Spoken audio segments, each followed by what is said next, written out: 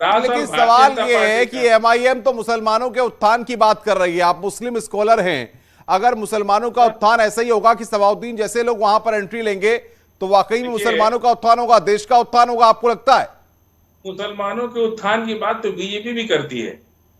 हम तो बीजेपी भी मुसलमानों के उत्थान की बात करती है, इस बात में नहीं करते। रहा सवाल कोई आदमी पकड़ जाए तो वो दोषी नहीं है। हम ये भी कहते हैं कि कानून नजर में जब तक उस पर जुर्म साबित ना हो जाए तब तक हम उसको दोषी नहीं कर सकते। वो एक आरोपी है लेकिन दोषी नहीं है।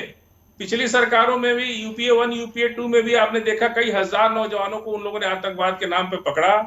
और इस आप सरकार में एटीएस की भूमिका पर सवाल खड़ा कर रहे हैं, एटीएस की कार्रवाई पर सवाल खड़ा कर रहे हैं। एसएन सिंह साहब ये कह रहे हैं कि दोष सिद्ध नहीं होता। जब 15 अगस्त के दिन ब्लास्ट करने की योजना थी, एसएन सिंह जवाब दीजिए। ऐसे ही 121 आदिवासी दंतेवाड़ा में यूएपीए के तहत एनआईए ने पकड़ा उनको और 5 साल के बाद कोर्ट ने बाइज्जत बरी कर दिया। देखिए, मैं कह रहा हूं अनुपम जी, संस्थाएं स्वतंत्र होती हैं और अपने तरीके से कार्य करती हैं। बहुत सारी ऐसी चीज होती हैं, हो सकता है कि कोई चीज जो बरी हो गया हो उसमें कुछ ऐसी चीज रह गई हो या जो भी रहा हो, वो तो कोर्ट का मैटर है। लेकिन एजेंसियां अपना जो कार्य करती हैं बहुत पारदर्शिता से करती हैं और ढेर सारी इनपुट के आधार पे करती हैं। आप देखिए अनुपम जी, कल 3 लड़के नहीं तो फाजिल अहमद साहब कह रहे हैं कि हो सकता है कि आरोप है उसके बाद दोषी साबित ना हो, यानी कि एटीएस की सरकारों में भी बहुत लोग, मेरा ये कहने का मतलब अनुपम जी कि पिछली सरकारों में भी बहुत पकड़े गए थे लेकिन ज्यादातर लोग उसमें से बाइज्जत बरी होकर चले आए। धर्मेंद्र यादव जी, आपके वक्त की सरकार पर हमला हो रहा है कि आपके वक्त की जब थी सरकार उत्तर प्रदेश में तब बहुत से पकड़े गए थे लेकिन आदिवासी अभी दंतेवाड़ा केस में आतंकवादी मॉड्यूल मिला था और एनआईए कोर्ट ने उनको बाइज्जत बरी कर दिया। 5 साल का जेल में उनको बीतना पड़ा। 5 साल उनकी जिंदगी जवाब दीजिए।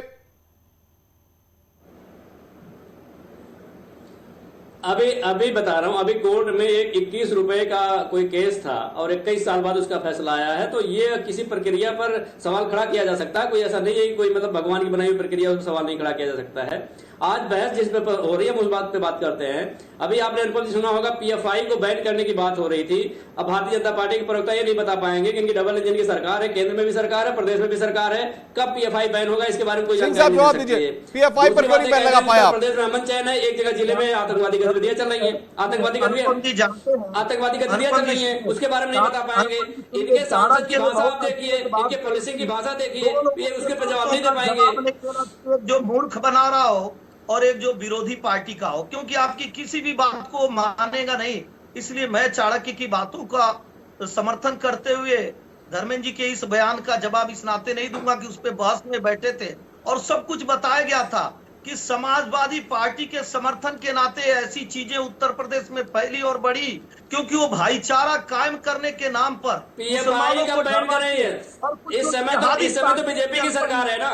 वोट के लिए 6 साल से उत्तर प्रदेश में बीजेपी की सरकार है, 8 साल से केंद्र में बीजेपी की सरकार है। तो वो किस पार्टी का इंतजार कर रही है? समाजवादी पार्टी जब केंद्र में आएगी तब उस पर बैन लगाएगी। आप उसका इंतजार करो तो बता दो जनता को कि आप इंतजार कर रहे हो, बैन नहीं कर सकते। एसएन सिंह साहब, धर्मेंद्र यादव जी के जैन साहब, फाजिल अहमद साहब, वक्त मेरे पास कमी है, इस चर्चा को यही रोकना होगा। लेकिन सवाल यहां पर यह है, कोई भी व्यक्ति अगर देश के अमन चैन में खलल डालने की कोशिश करेगा या माहौल खराब करने की कोशिश करेगा, चाहे वो किसी भी राजनीतिक दल से जुड़ा हो, उस पर कार्रवाई होगी, उस पर एक्शन होगा और ऐसे लोगों को बर्दाश्त नहीं किया जाएगा, चाहे वो किसी भी दल में क्यों ना हो, क्योंकि हमको अपना देश, अपना मुल्क बहुत प्यारा है।